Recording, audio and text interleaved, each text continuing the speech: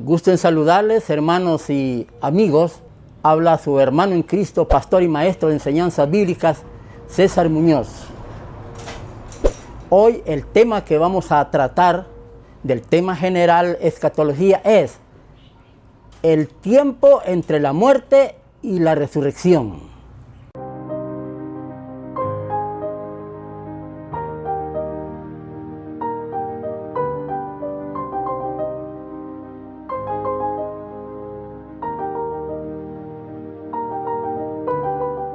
Muy bien, no te olvides de darle like, también toca la campanita y suscríbete y compártelo a quien lo necesita, tu pariente, tu amigo, compañero de trabajo, es importante. Y si haces un comentario, hazlo por favor. Bien, vamos a iniciar y vamos a leer un versículo clave del libro de Eclesiastés 9:5, que dice a la letra de esta manera: porque los que viven saben que han de morir, pero los muertos nada saben, ni tienen más pagas, porque su memoria es puesta en olvido.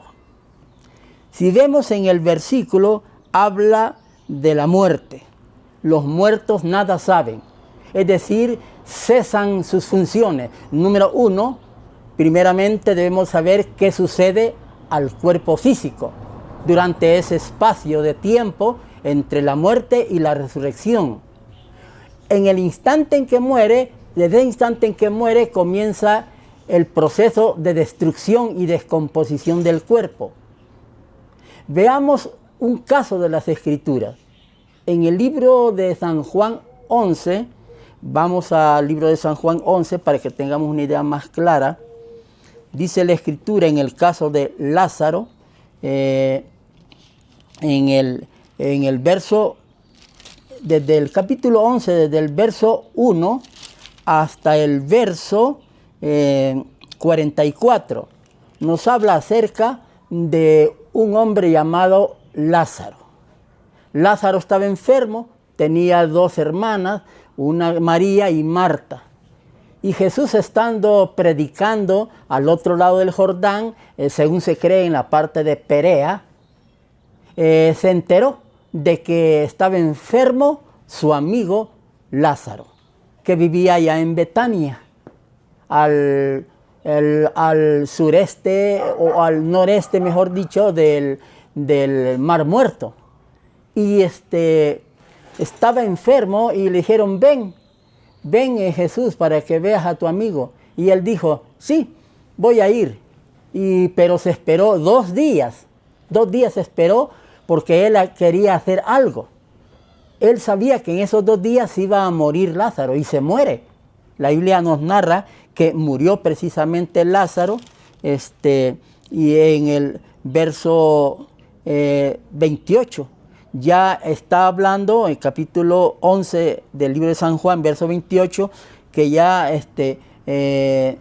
había muerto. De tal manera pues que cuando Jesús llega, en el verso 35, dice: Jesús llora porque le amaba. Y ellos dijeron: miren cómo le amaba. Así que en el verso 37 dicen, los judíos dijeron: este hombre que había sanado al ciego, que abrió los ojos al ciego, ¿podría haber salvado la vida de Lázaro? Y en el verso 39 ya observamos que Jesús ya llega a la cueva. En el verso 38 llega a ese lugar, dice: enséñeme dónde está la tumba, y llega, y cuando llega da una orden: quiten la piedra. Y dice el verso 39 que Marta, la hermana de Lázaro, que había muerto, le dijo: Señor, llegue ya, porque es de 4 días. Así que ya habían pasado 4 días. Lógicamente, sabemos clínicamente que un cuerpo de 4 días sepultado había sido colocado en una cueva y había sido tapado con una piedra, sellado también ese lugar. Ya estaba el cuerpo de Lázaro en estado de descomposición. 4 días, ya hiede, ya tiene mal olor. Ya no, su olor no es agradable ya. ya estaba en estado de putrefacción por medio de las bacterias que se generan. Muy bien, pero observemos un poquito más lo que sucede. Clínicamente hablando, aproximadamente entre 16 y 25 días el cuerpo se va descomponiendo, se descompone totalmente. Hay una descomposición provocada por la autólisis. La autólisis es una palabra que significa precisamente el estado de descomposición del cuerpo por las enzimas, por los tejidos que se van destruyendo, por los químicos que hay en el cuerpo se destruye. Y así se va destruyendo toda la carne hasta que los huesos mismos, dentro del periodo de tiempo, meses o años, se destruye. Eso, la descomposición del cuerpo va a depender del ambiente en que murió la persona. Puede ser al aire libre, esta descomposición será mayor. Por la temperatura, si hay mucho calor, la temperatura del calor, la elevación del calor provoca la descomposición más rápido en el cuerpo humano. En las partes frías es mayor el tiempo de conservación de los cuerpos muertos. Así que esto es importante que lo sepamos porque esto es lo que sucede al cuerpo físico después de la muerte. Pero ahora vamos a ver qué sucede en la parte espiritual al ser, a la persona. Porque si se desprende del cuerpo físico cuando muere el alma y el espíritu, ¿dónde está el alma? ¿En qué estado se encuentra? Vamos a ver primeramente en qué estado se encuentra, porque esto es importante verlo. Un momento podemos ir precisamente al libro de Lucas capítulo 9, versículo 28. Vean lo que dice Lucas capítulo 9 y versículo 28. Esto es importante que lo leamos para la comprensión. Fíjese qué interesante lo que dice la Biblia. Nos habla acerca de la transfiguración. Jesús subió a un monte y se llevó a 3 personas. Casi siempre lo acompañaban estas 3 personas, los más cercanos a él, que eran Pedro, Juan y Jacobo. Y subió a un monte a orar. Cuando estaba allí dice que se transfiguró. Hubo una transfiguración de su cuerpo físico en una naturaleza diferente a lo que es físico, porque cambiaron sus vestiduras blancas. Sus vestiduras normales cambiaron por vestiduras totalmente blancas, resplandecientes. Dice la Escritura que ningún lavador las puede hacer tan blancas como las que lograron ver Pedro, Jacobo y Juan. Porque estaban ellos allí y cuando fueron a orar estaban como adormeciéndose, estaban casi dormidos. Y cuando esa visión apareció, y apareció Jesús allí con esos vestidos brillantes, y estaba Moisés, vieron a Moisés y a Elías allí. Dios, de alguna manera, en el mundo espiritual, consideró esta visión para que la vieran Pedro, Juan y Jacobo. Y la vieron. Y vieron a Moisés que estaba allí, a Elías, y estaban hablando y platicando acerca de la partida de Jesús hacia Jerusalén. No solo en la partida de ir hacia Jerusalén, sino para cumplir que la profecía era de que muriese en Jerusalén, precisamente porque Dios lo quiso y era su voluntad morir, para que muriera por todo el mundo, por todo el pueblo judío y por todo el mundo. Entonces, cuando vieron estos y estaban todavía adormecidos estos 3 hombres, Pedro, Juan y Jacobo, la Escritura nos narra que ellos dice que observaron que platicaban de eso con Jesús. Y cuando platicaban dijeron ellos, ¿sabes qué, Jesús? Ahora que está aquí, estás tú y está Moisés y está Elías, vamos a hacer unas enramadas, una para ti, una para Moisés y una para Elías. Se acostumbraba así antiguamente a hacer una enramada, un jacalito por decir así, para que de esa manera pudieran reposar allí, descansar las personas.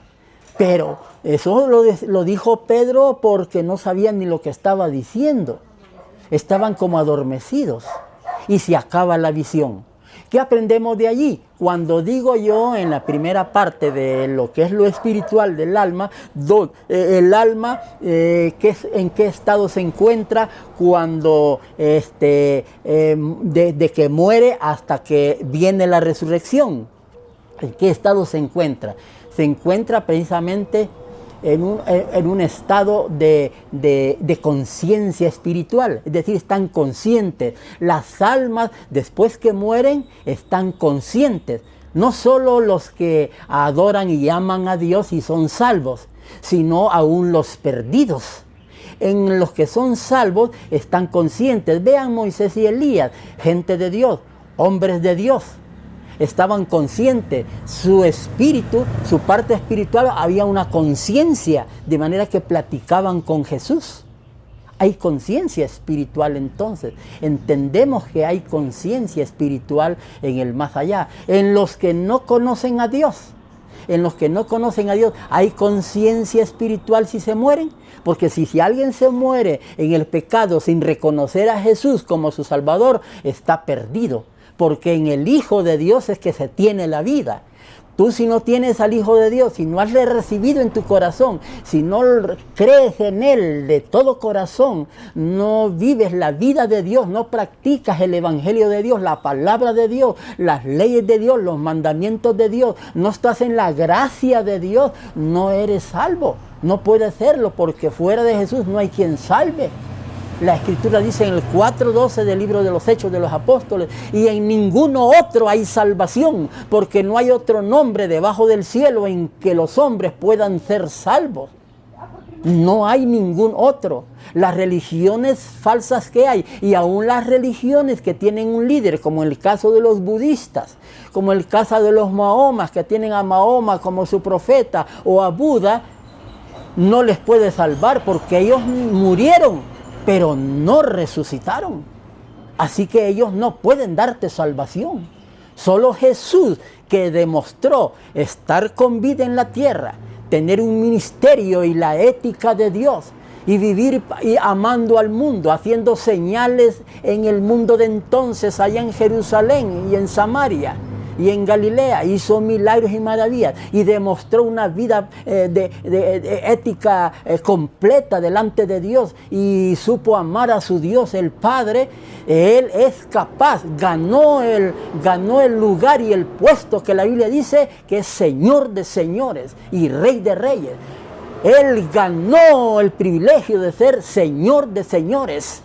Así que Él es el único que puede salvarte. Mahoma murió y no te puede salvar. Estaría siguiendo a un muerto. Jesús murió y resucitó al tercer día. El punto que vamos a estar viendo con la ayuda de Dios el día de mañana. Muy bien, pero veamos hoy en esta oportunidad la importancia que tiene este pasaje. Entonces entendemos en el pasaje de que sí hay conciencia precisamente de las personas que están entre la muerte y la resurrección. Ok, muy bien. Pero para corroborar esto y entender bien esto, quiero que podamos comprenderlo en el libro del capítulo 16 del libro de Lucas. Lucas 16, vamos a ver en el caso de los que digo yo que no conocen a Dios, ¿dónde estarán? El capítulo 16 nos habla acerca del rico y Lázaro en el verso 19. Dice que había un hombre rico que vestía de púrpura, bien vestido, y hacía banquetes con esplendidez, y había también un mendigo que pedía limosnas, llamado Lázaro, que estaba echado a la puerta, aquel lleno de llagas. Y dice que se ansiaba de comer de las migajas de la mesa del amo. En el 22 dice que murió el mendigo y fue llevado por los ángeles al seno de Abraham. Y murió también el rico y fue sepultado. Y en el Hades alzó sus ojos estando en tormento. ¿Quién? El rico. El rico murió, pero como no dio fruto, no tenía a Dios en su vida, en su corazón, no ayudaba a la gente necesitada, ni siquiera aquel mendigo que estaba allí lleno de llagas, de la mesa comía, de las migajas, no era un hombre compartido. Es importante tener a Cristo en el corazón, pero también las obras. Las obras hablan de un cristiano, las obras son el sello de la fe que uno profesa. Por eso usted, si cree que va a ganar el reino de Dios por las obras que hace, está perdido. Sin Cristo usted está perdido. Sin la gracia salvadora de Jesús, esto está perdido. Sus obras no pueden salvarle. No es por obras, sino es que es por fe en el Hijo de Dios y en sus leyes y en sus mandamientos. Por fe seguimos a ese Dios que, aunque no lo vemos, sabemos que es real y vive en nuestras vidas. Jesús dijo: el que cree en mí, nosotros, mi Padre y yo, viviremos y haremos morada en él. Así que creemos, cada creyente, cada cristiano, tenemos el Espíritu de Dios, a Jesús viviendo en el corazón por la palabra que ha sido implantada en nuestra vida, en nuestra mente y en nuestro corazón. Eso es importante para que lo sepa usted. De tal manera que aquí, observe usted, estaba en tormentos en el verso 23, el rico que murió, estaba en tormentos. Si había un tormento, había un suplicio.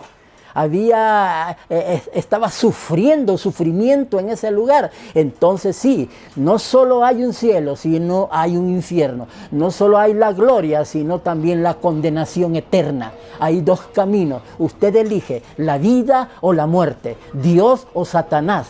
¿Existe el cielo o el infierno? La Biblia es clara y precisa. Esta persona estaba ya sufriendo en el Hades. El Hades en sí no es un lugar, es un estado en que se encuentran precisamente de sufrimiento las almas perdidas, las almas que no tienen a Dios, las almas que no han reconocido a Jesús como su Salvador personal. 1:12 de San Juan dice que a los que le recibieron les dio poder de ser hechos hijos de Dios. A los que no recibieron y no tienen al Hijo, no tienen la vida, sino que su lugar será en el lago que arde con fuego y azufre, que es la muerte segunda. Pero cuando la gente muere y está en ese estado, hay conciencia. ¿Por qué decimos eso? Porque aquí dice en el verso 24 que le decía a Abraham: envía a Lázaro, moje la punta de su dedo en agua y refresque mi lengua, porque estoy atormentado en esta llama. Había conciencia precisamente en la parte espiritual del rico, de tal manera pues que existe entonces la felicidad, la alegría, y también existe, para aquellos que no han recibido a Cristo, existe precisamente la condenación. Y para terminar, quiero llevarles un versículo para que entienda usted que es cristiano, usted que es hijo de Dios.